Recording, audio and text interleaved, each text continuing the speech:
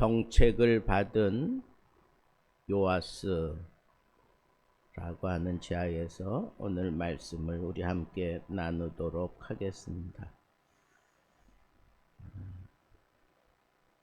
이 요아스는 정말 바람직하게 제사장 여호야다의 손에서 젖먹이 때부터 그렇게 잘 교육을 받아서 왕이 되고 난 이후에도 그가 여호야다의 가르침 속에서 하나님이 기뻐하는 그런 일을 먼저 자기 정치에 등용시켜서 성전 보수하는 일을 통해서 온 유다 백성들로부터 신망을 얻게 되는 그런 바람직한 그런 모습으로 잘 정치를 펼쳤습니다.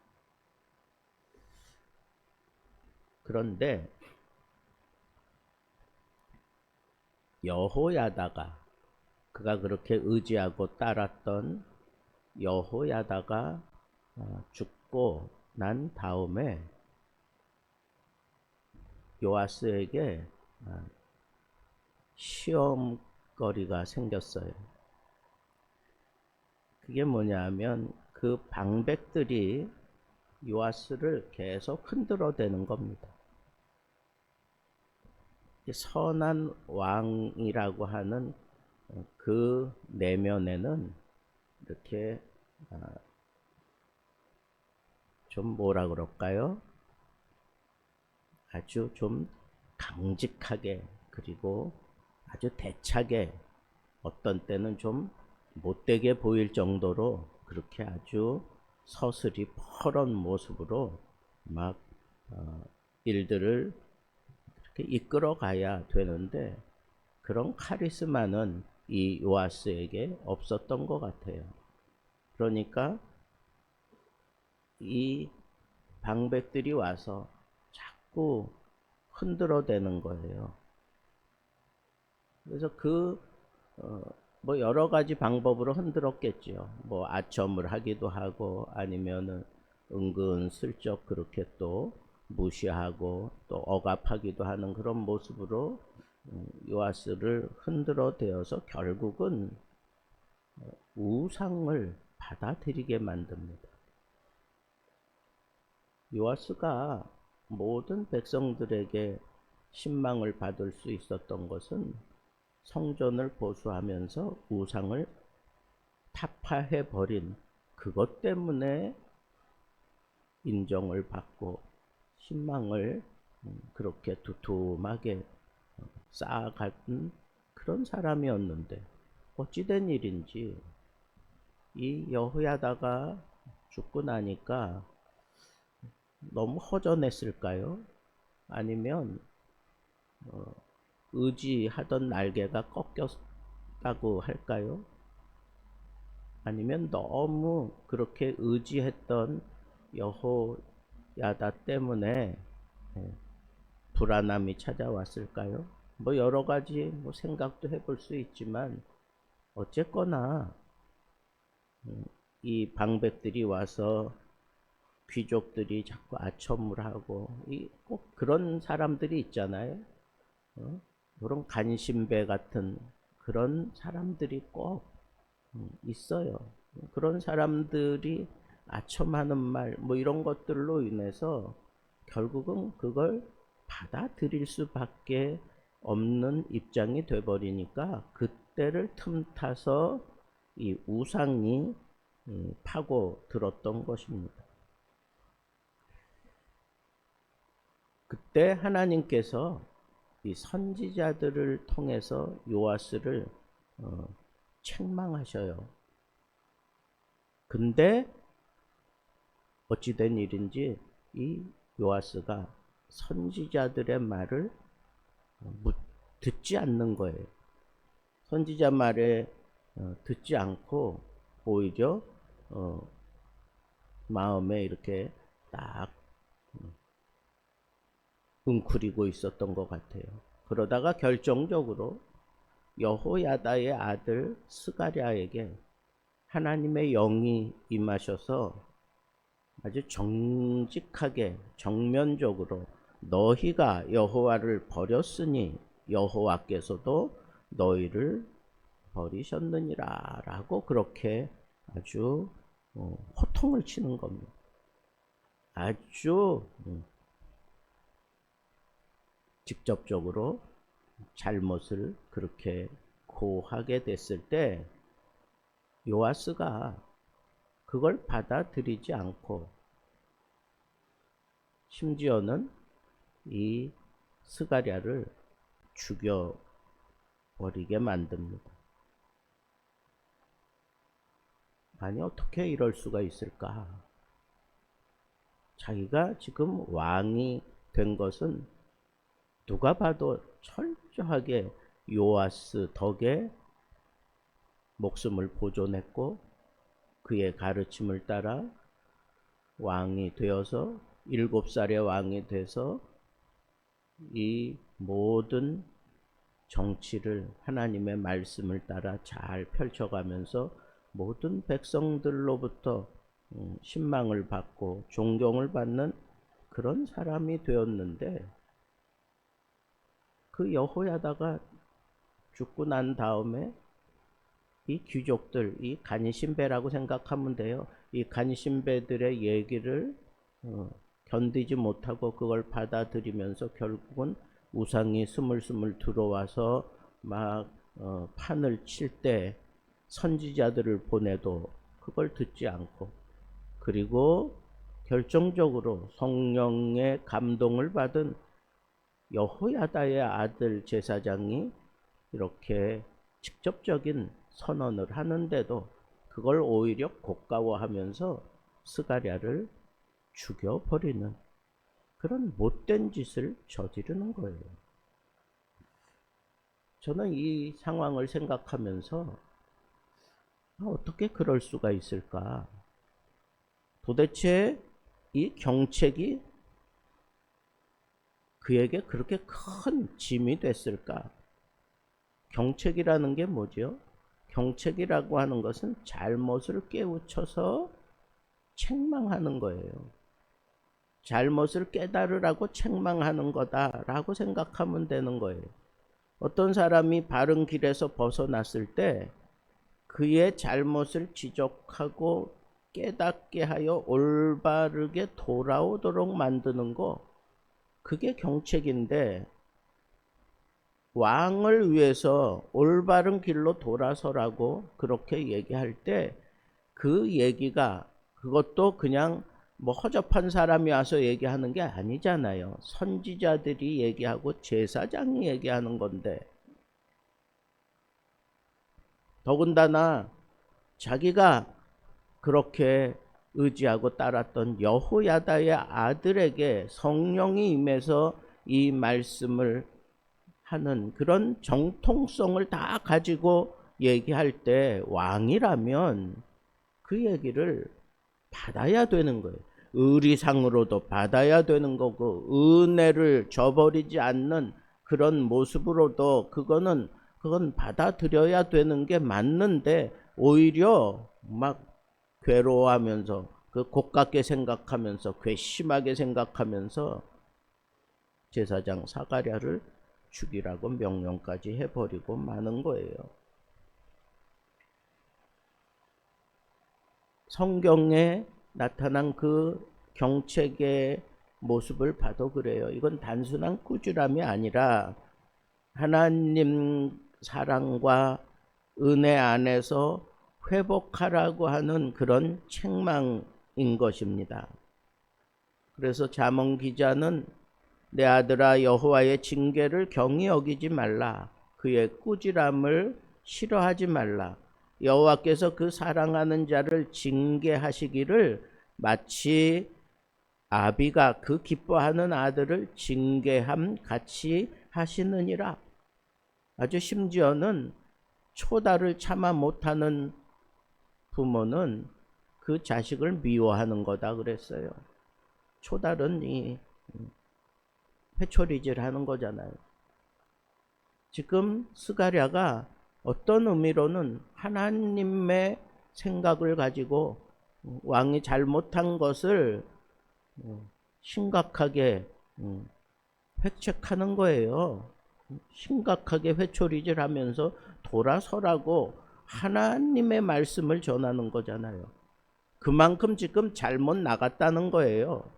그러면 그 말씀을 받아들이고 돌아서야 되는 거잖아요. 왕이니까 못 돌아섭니까? 창피합니까? 그래서 못 돌아서는 거예요?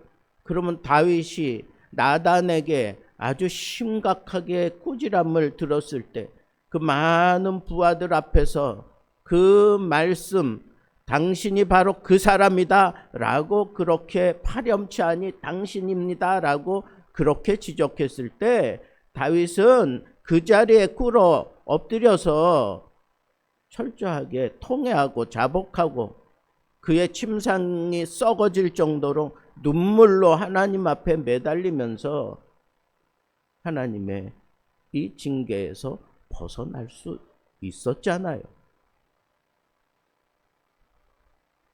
그럼 나단 선지자는 적당하게 얘기했을까요? 아니잖아요.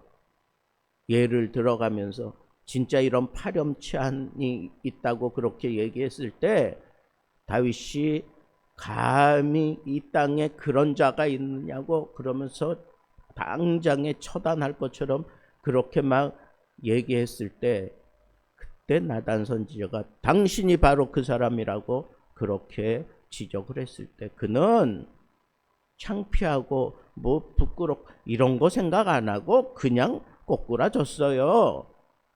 그래야 되는 거예요. 왕이라고 회개하지 말라는 거예요. 그러면 저는 이런 사실을 생각해 볼 때 지금의 요아스는 우상에게 철저하게 그렇게 지금 사로잡혀 있고 그리고 그 심령이 썩어지고 아주 교만해졌구나 라고 판단할 수밖에 없습니다. 여러분, 경책을 들을 줄 알아야 돼요. 오늘 말씀 끝에도 이 요아스에게 임한 중대한 경책에 대해서 기록했다고 얘기하잖아요. 중대한 경책. 그렇게 은혜 가운데 길러지고 은혜를 따라 그렇게 선한 정치를 하다가 그렇게 잘못된 그런 길로 들어섰던 걸 보면 참 우리 인간은 너무 연약하다. 얼마든지 실수할 수 있고 얼마든지 무너질 수 있다는 거예요. 그럴 때 하나님께서 선지자들을 보내고 말씀을 보내고 제사장을 통해서 분명하게 그 경책해 올 때 그때가 바로 돌아설 때인 줄 알고 돌아서면 되는 거예요. 다윗처럼 돌아서면 되는 거예요. 그런데 다윗은 그래도 그렇게 우상에 물들어 있지 않았기 때문에 그가 철저하게 하나님 앞에 통회하고 자복해 가면서 그 경책에서 벗어나잖아요.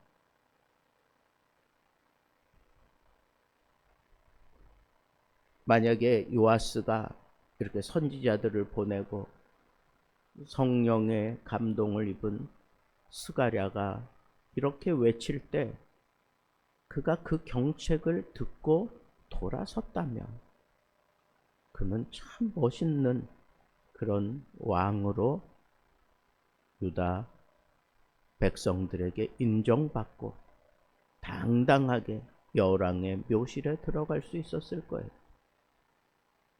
근데 이 사람은 경책을 받지 않으니까 하나님이 심판하실 수밖에 없었어요. 그래서 적은 군대를 가지고 온 아람 사람에게 큰 군대를 가지고 있던 유다가 완전히 완전히 패합니다. 그리고 중상을 입고 침대에 누워있는 그 요아스를 아람 군대는 떠났지만 이 스가랴의 피로 인하여 그것을 마음에 두었던 그런 사람이든지 아니면 하나님이 그것을 받으시고 그에 대한 처단을 자국 백성들을 통해서 받게 됩니다. 결론은 우리 잘못할 수 있어요. 근데 하나님이 우리를 사랑하시는 것은 그 잘못을 지적하는 거예요. 그 길에서 돌아서라고 선지자를 보내고 그리고 제사장을 통해서 깨닫게 해 주셨을 때 이런 심각한 갈등 상황 앞에 딱 내가 몰려 있을 때 그때 내려놔야 돼요. 더 이상 교만 떨던 그 모든 가증스러운 거 다 내려놓고 하나님 앞에 철저하게 통회하고 자복하며 돌아서야 되는 거예요. 즉시 회개해야 되는 거예요. 다윗처럼 그 많은 그런 백성들 앞에 그냥 즉시 회개하는 모습으로 엎드려졌던 것처럼 왕의 어떤 권위 어떤 체면 이런 거 생각하지 아니하고 즉시 회개해야 돼요. 하나님께서 구하시는 심령은 상한 심령이에요. 그냥 그 상태 그대로 깨달아졌다 느껴졌다 그러면 그냥 회개해야 되는 거예요. 거기에 이것저것 따질 필요가 없습니다. 그리고 이 모든 그 원흉은 교만이에요. 교만의 뿌리가 있어서 그래요. 그래서 그걸 끊어내고 겸손한 자세로 낮아져야 됩니다. 그리고 경책하는 그 대상을 절대로 미워하지 마세요. 미워하면 내가 회개할 수 없고 회개했다 손치더라도 그 미움 때문에 또다시 더 심각한 죄를 저지를 수밖에 없어요. 경책하는 사람이 정말 그 사람이 정말 막 좋아질 수는 없어요. 나의 잘못을 다 지적하는데. 그러나 이게 하나님께로부터 온 것인 줄 알고 겸손할 수 있고 회개할 수 있고 그리고 내가 나에게 정말 이렇게 충고하고 경책하는 사람이야말로 나를 정말 위하는 사람이다 라고 생각하고 그를 미워하지 않고 그를 받아들일 수 있는 그런 마음을 달라고 하나님 앞에 기도할 줄 아는 사람이 된다면 그 사람은 다시 용수철 튕겨 오르듯이 이렇게 고속으로 다시 성장할 수 있습니다. 더 큰 미래로 나아가서 하나님의 뜻을 이루는 사람이 될 수 있습니다. 여러분, 이 경책 말씀을 통해서도 기도하다가도 아니면 어떤 주변의 사람들이 나에게 아주 그냥 울림이 있는 그런 경책을 내가 받게 될 때 겸손하게 받아들이고 즉시 회개하고 그 사람을 미워하지 않을 수 있는 자세를 가지고 이 경책이 오히려 나를 더 훌륭한 그런 성군으로 이끌어 주었던 것처럼 나를 그렇게 성장시킨다고 하는 이런 믿음을 가지고 멋지게 이 경책 상황에서 지혜롭게 벗어날 줄 아는 그런 믿음의 사람들 되기를 우리 주님의 이름으로 축복합니다.